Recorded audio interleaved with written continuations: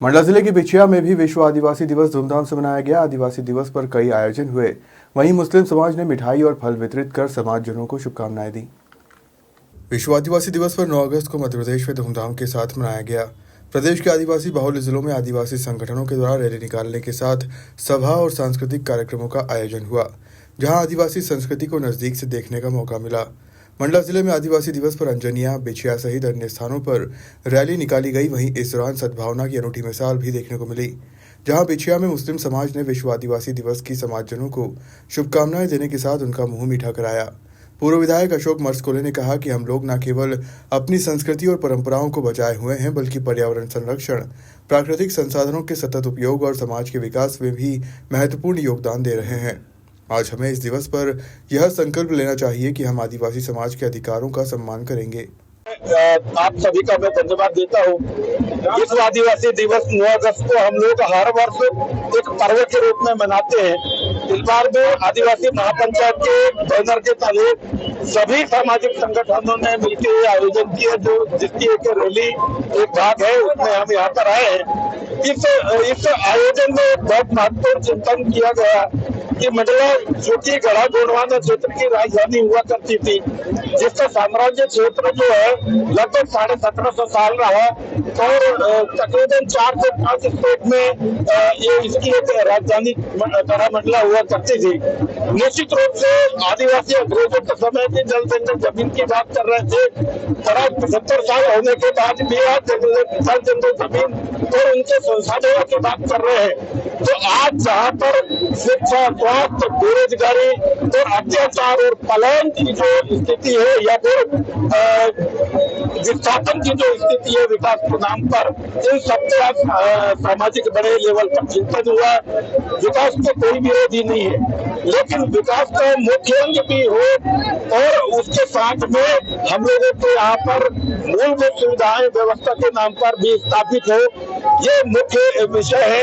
अन्याय और अत्याचार आने वाला अभी जो जिस समय में जिस प्रकार से हो रहे हैं, एक मतलब सत्ता पक्ष में कैसे जुड़े हुए लोगों का जो अत्याचार जो है बढ़ता जा रहा है, ये इन्हीं सब विषयों पर चिंतन हुआ।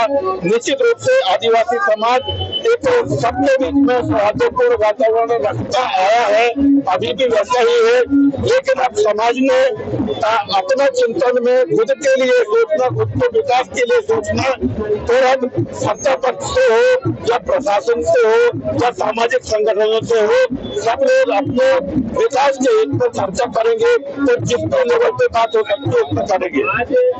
निश्चित रूप से हम दोनों त्योहार को पहले हमने रक्षाबंधन भी निभाया है, उसके बाद में हम अपने आदिवासी दिवस के पर्व के रूप में आए हैं। तो सामाजिक सौहार्द का वातावरण देख सकते हैं कि मुस्लिम समाज ने स्वागत किया है, यहाँ पर पानी और केला वितरण किया है। सब लोग के बीच में एक अच्छा हेल्दी वातावरण है, सब समाज हिल मिल के रह रहे हैं। आज तक 31 साल हो गए आदिवासी दिवस मनाते हुए। हमारे रैलियों में हजारों की भीड़ रहती है, लेकिन कभी भी किसी के साथ में मिसबिहेव नहीं हुआ। शांतिपूर्वक पूरे अपने पर्व के साथ में ले जाते हैं। मुख्य भूमिका हम सामाजिक चिंतन अपने लिए कर रहे हैं कि हमारा समाज कैसे मजबूत हो सके, ये मुख्य बात है। मुस्लिम समाज के द्वारा इस आदिवासी दिवस का मुबारकबाद देता हूँ। हमारा मुस्लिम समाज के द्वारा जो भी तमाम देशवासियों और जिलावासियों को विश्व आदिवासी दिवस की शुभकामनाएं और साथ में भी तमाम देशवासियों को रक्षाबंधन की शुभकामनाएं। ये गंगा जमुना की तहजीब है, जिस तरीके से हम लोग सब मिलकर आदिवासी दिवस और रक्षाबंधन दिवस मना रहे हैं। आपका पूरा परिचय? शेख आदिल, मुस्लिम समाज। ये हमारी परंपरा शुरू से जो आदिवासियों को लेकर चलते हैं और सभी समाज से मिलकर चलते हैं हम लोग।